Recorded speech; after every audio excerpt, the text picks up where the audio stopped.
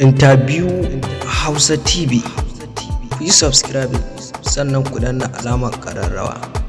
Abale, me kuma ya ƙara faruwa? Kawai da farko yau a rayuwata an min laifi zan yi hukunci na kasa. To me dalilin? Dalili saboda ina tare da mai gida kana baro. Shikenan, yanzu wannan hukunci za ka ɗauka akan haka. Hakan ba sai na kashe ta ba Allah ya tsina. A'a, ka yi haƙuri ka bar wannan maganar.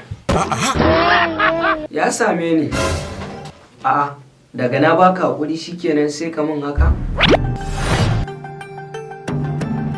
Shikenan, kar ka damu ta wuce. A, babban malam ya shigo fa. Wallahi gobe yaron nan sai ya zo wajen ko izo a mace ko a raye. Ba ga shi ba ma? Ni da aiwatar banza.